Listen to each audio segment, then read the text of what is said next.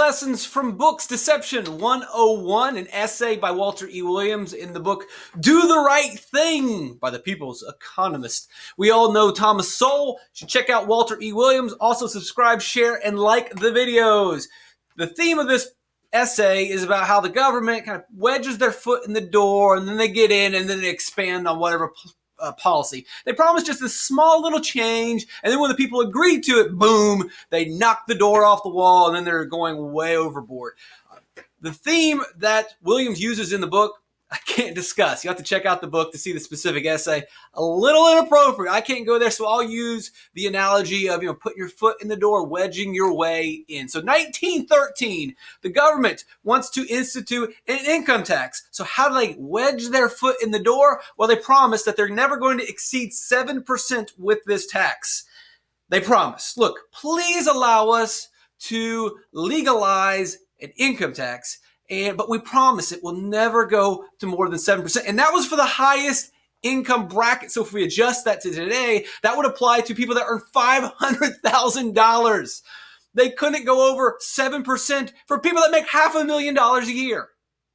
And if we look at the other things in their promise of them wedging their foot in the door, if you were single, $34,000 in exemption. So basically, if you made $34,400 or less, you didn't pay a dime. Married couple, $45,900. You didn't pay a dime. That's what they promised. So 7%, and basically, no one's going to pay taxes. Only 4% were going to pay taxes. That was the promise. That's how they slide the foot in the door. Okay, you're only going to do 7% on the super rich. You're not going to tax the rest of us. All right, come on in. Let's talk. Then once they're in, things change, right? And most people say, yeah, that's fine. You're only really going to tax the very rich. You're not going to tax anybody else. Fine, go ahead, create the 16th Amendment, create the income tax. No big deal. Today, you're looking at 24%. That's not counting Social Security. That's not counting Medicare, and also everyone pays it. So the 7%, that's out the window once you let them into the house. Also, we're all paying it. It's no longer just 4%. They give you this easy, small little promise like, oh, okay, I'll listen, and then bam. What's going on? Would you have agreed to that in 1913 if they said 24% everybody's paying it? No, nope. But when they say, trust us, it's just a little bit. And then over time, it becomes a lot. And they do this with all kinds of policies. Let's look at another example of them putting their foot in the door like, okay, well, that sounds reasonable. Then it goes out the window. 1933, the Social Security Administration, the Social Security Act, they promised, once again, $60, $120 tops, and you're going to get exactly what you paid in. So if you pay in, that's what we're going to pay out. That is our promise. Like, okay, well, it's not that much, and they're basically giving the money back. So, all right, I agree. Start talking. We'll allow it. Well, what happens when they knock the doors off the walls? Well, we can look at today. Some people are paying more in Social Security tax than they are in income tax. If you make $50,000 a year, you're probably paying $3,100 in taxes. What happened to that $60 tops plan? Look, you're lying. You got to adjust for inflation. If I adjust for inflation, $1,200 should be where this maxes out. $3,100 last time I checked, a little bit more than $1,200. No one would have allowed this. No one would have agreed to this. These are how the things work with the government. They promise you this really simple, painless program. Oh, no big deal. But then once it's legalized, then when it gets executed and enforced, it turns into this monster that's robbing you. Let's look at the pay in, pay out portion of it. If you think like, well, $3,100, that's not that bad. Well, let's look at the pay in, pay out part where they said, hey, you're going to get what you put in. You put it in, you get it back out. Well, in 1977, the government and this program is broke. And so they've got to make some adjustments. So that pay in, pay out thing, we got to make a little bit of slight, and when I say slight, major adjustments to it. So they make an amendment to the 1977. So that pay out, pay in thing, well, if you are a low income individual, you can get 78% back. If you are of a medium income, whatever you paid in, whatever your salary was over the years, you can have 42% of that. And if you have a modest income, now we're not talking about super wealthy because they don't get anything back anyway, but a modest income will give you 28% of your income moving forward. What happened to pay in, pay out? When you promised us, when you put your foot in there, I said, don't, just listen to me. Whatever you pay in, we'll pay it right back to you. And I said, okay, that sounds reasonable. What happened to that reasonable government? Were you just lying to me all along? I mean, just look, think of a low-income person who maybe makes $30,000 a year. You can't even give them $30,000 a year back. You can't even give the low-income family people the money that they paid in. And then you see it's a huge drop off to medium income and an enormous drop off to the point like, why am I even paying into this thing if you're not going to give me the money back? You promised pay in, pay out. What happened? Well, let's just keep on going right along with this. So FDR, everybody's favorite, says, look, everybody's got to pay their fair share. So the rich have got to pay. And the working man says, right on, man, make the rich pay. The country's in trouble. Tax them. We support it. Let's do this. And he says, yeah, I'm going to raise taxes on the rich. And I'm going to raise taxes. But wait a second. Yeah, I'm going to raise taxes. So the rich are going to pay more and you're going to pay too.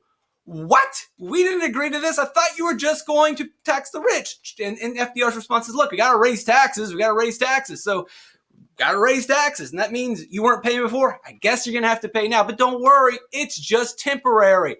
Whew, that was a close one. Thank goodness that these taxes are only temporary. Are they?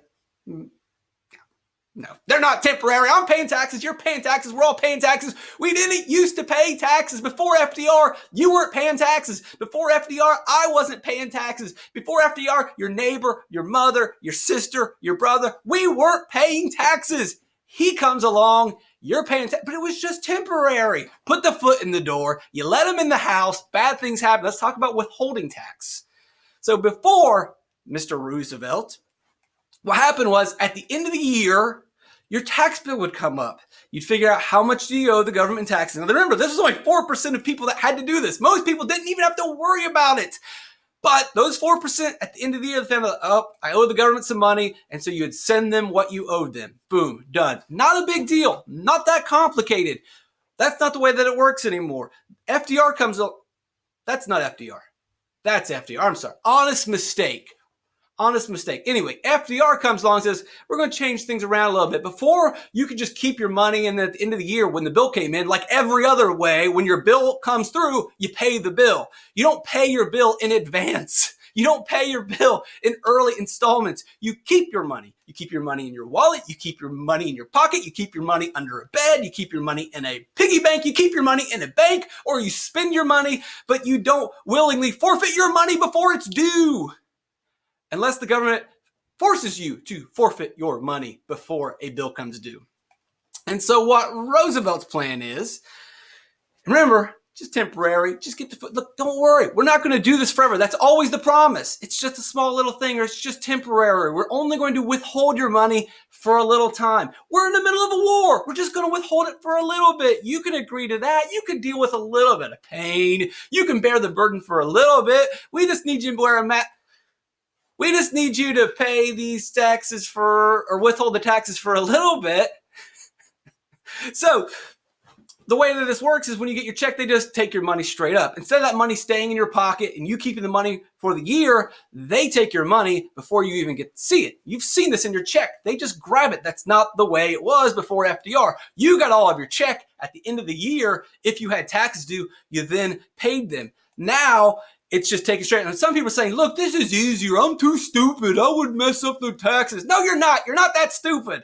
You can do this. You don't need the government to steal your money. You're not that worthless. You're not that incompetent. You don't need them to steal your money. That money should be in your pocket, in your bank account. You can spend it. You can save it. You can do whatever you want with it. And then you can pay them at the end of the year. You figure it out with every other of your bills. All of your other bills you figure out. You could figure this bill out as well.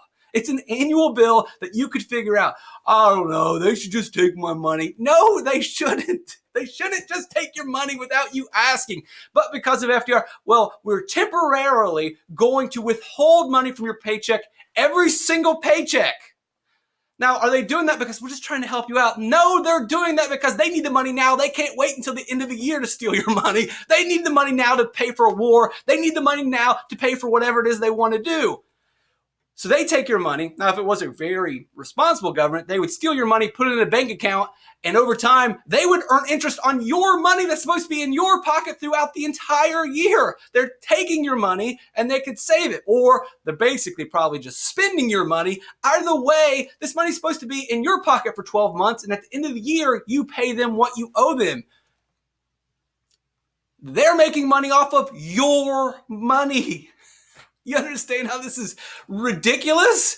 Most people did not want this. They did not agree to this. They said, okay, you can do this temporarily. If you need my money in an emergency right now to pay for this war, fine. But when the war is over, it should end. Do you think it ended? No. What should happen is you keep your money throughout the year. You get your full paycheck. You put your full paycheck into a bank, and it grows over time with interest. And you earn money on your money instead of the government earning money on your money. And then you pay them the bill at the end of the year when you owe for taxes. But that's not what we have. Because remember, we have this temporary withholding tax. Temporary for 80 years now. They have been withholding your money. They take money from your paycheck. And sometimes you find out like, oh, they actually took too much of it, so they gave it back. Think about that. If you get money back, you realize they stole too much. You could have had that money in January. That money could have been in your pocket in February. Remember in April when you had trouble paying the rent? Well, the government had your money. They were sitting on your money the entire year. And then like, oh, sorry, we held too much of it. Here it is in January. I could have used that money 7 months ago. I could have used that money 8 months ago when my kids were eating old Vienna sausages. Thanks, government. But we have this because we've allowed them to withhold our taxes because they make a promise that it's going to be temporary, right? We're at war. It's just temporary. We need to raise taxes on everybody for the first time. I was never paying taxes before. Now I'm paying taxes. Okay, well, I guess it's just because we got to fund this war. Big deal. All right. Well, the war's over. You're still taxing me. Oh, now you're taxing me more. And you're still withholding my taxes. I thought this was temporary.